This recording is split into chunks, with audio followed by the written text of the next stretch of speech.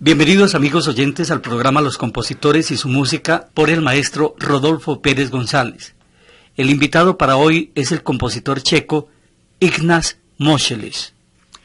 Ignaz Moscheles, sí. Pianista fundamentalmente, ¿no? Fundamentalmente pianista y profesor, profesor de piano y una personalidad muy importante y muy interesante, porque fue de esos nombres muy mentados en su momento, en su tiempo, y que con el correr de los años se ha ido, digamos, borrando de la memoria de la gente y del repertorio.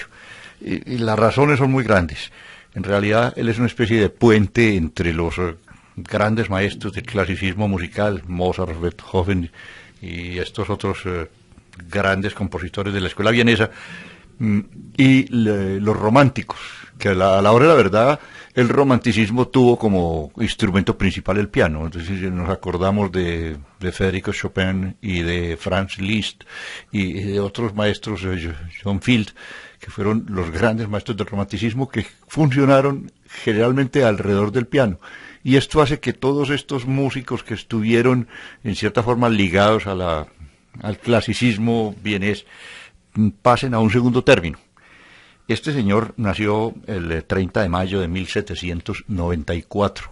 En esta época, en este año, Beethoven andaba por los 24 años. Y precisamente en el año 1804, un niño prodigio de Praga, que era Ignaz Moscheles, tocó de memoria una sonata de Beethoven, la sonata patética. Era una cosa muy rara. En realidad no era corriente en los conciertos tocar una sonata entera. La sonata no se tocaba entera, se tocaba un movimiento, y se tocaban 8 movimientos de 8 sonatas distintas. Tampoco era corriente el que se hiciera un recital de piano solo, salvo que fuera una medio función de circo donde presentaban al niño prodigio dentro de una lista como de esos de acto público, donde cantaba una señora y un señor tocaba el violín, y generalmente había una orquesta que tocaba una obertura, y como obertura a veces una sinfonía. El caso pues fue muy comentado precisamente por tratarse de una sonata entera y tocada íntegramente de memoria. No se acostumbraba a tocar de memoria. La moda de tocar el piano de memoria fue implantada por el maestro Franz Liszt, y no fue tan corriente. Es decir, todavía en la actualidad se acostumbra a esta modalidad. No es una cosa obligatoria ni recomendada siquiera.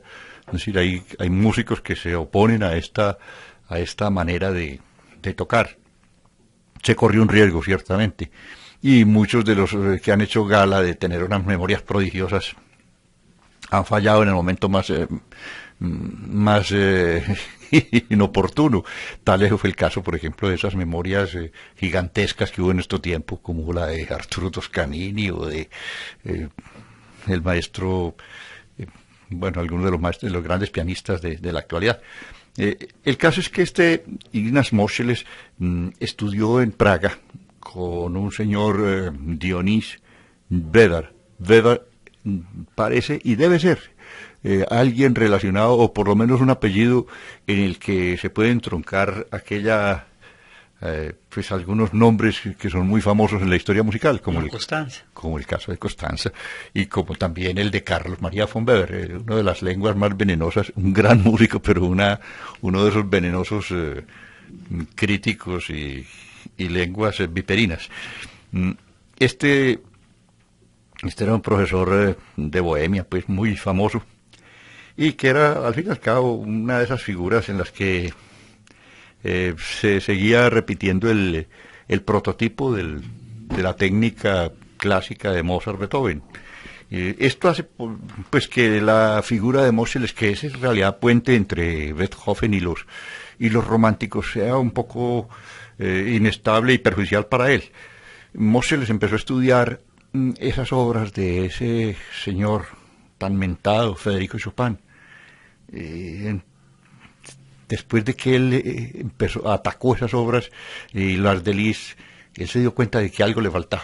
En su técnica pianística le faltaba alguna cosa, porque no le funcionaban muy bien. Por ejemplo, la primera vez que tocó los nocturnos, pues el concepto que que emitió era que esas obras eran muy originales, pero que sin embargo ni los pensamientos, ni la manera de proceder, ni los dedos mismos le aceptaban ciertas modulaciones duras, nada artísticas, decía él, y desde todo punto de vista inconcebibles.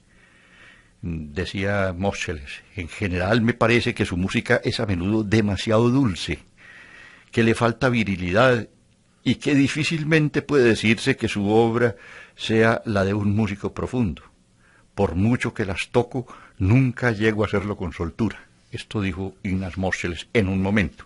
Pero cuando se las oyó a Federico Chopin, tuvo la grandeza de cambiar de opinión y dijo, ahora entiendo su música por primera vez.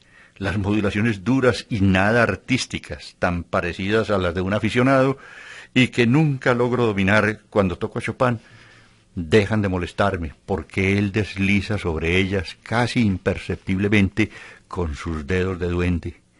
Suficiente. Es totalmente único en el mundo de los pianistas. Qué cambio tan es un cambio muy bonito y sobre todo muy honrado, pues porque vos se le reconocer que había un pianista que era realmente sobrenatural, es muy honrado y muy honesto. Moscheles tuvo un autor predilecto y fue intérprete eximio de él, que fue Roberto Schumann. Schumann tenía ya, pues por otro lado, una intérprete muy cotizada, que era su esposa Clara Wieck. De todas maneras, en el año 1824, Ignaz Moscheles recibió un alumno, un jovencito que habría de ser, pues, uno de los más grandes músicos del romanticismo, Felix Mendelssohn, que entonces tenía 14 años. Eso fue una de esas relaciones realmente notables, porque entre el profesor y alumno se inició una amistad que no terminó nunca, esa duró toda la vida. Por un tiempo, Moscheles fue uno de los grandes pianistas en París, sobre todo por allá hacia el año 1825-26, cuando resolvió trasladarse a Londres. Allá se quedó. Le molestaba, le incomodaba la excesiva, esa vida bulliciosa y tal vez un poco superficial que se hacía en París. Las tertulias, que eran numerosísimas, los conciertos, donde cada día resultaba un nuevo genio. Los niños prodigios aparecían en París uno cada 8 días, y de pronto llegaba ese terremoto que era Franz Liszt y hacía las del diablo también. Era un poquito circense, pues toda aquella cosa de el piano como un momento, pues, o como una manera de hacer gracias de virtuoso y superar a todos los colegas. Eso le aburría un poco a Moscheles. Por eso se retiró a Londres, donde pues fijó su residencia. No obstante, de ahí salía con mucha frecuencia a hacer giras por toda Europa. Cuando Mendelssohn tuvo a su cargo la fundación y organización del Conservatorio de Leipzig, lo primero que pensó fue en invitar a Moscheles como profesor de piano. Los profesores de piano que tuvo ese conservatorio fueron notabilísimos, fueron Roberto Schumann, Moscheles y el propio Mendelssohn. Ellos daban, pues cada uno en su ramo. Mendelssohn, por ejemplo, presenciaba la clase de piano, es decir, él hacía únicamente la parte interpretativa. Cualquiera de los profesores estaba explicando los problemas técnicos con los estudiantes, y Mendelssohn simplemente hacía observaciones sobre la manera o el modo de tocarla, y a veces ejemplificaba desde otro piano allá. Total que esos muchachos salían en un grado de preparación realmente maravilloso. Era una cosa notabilísima.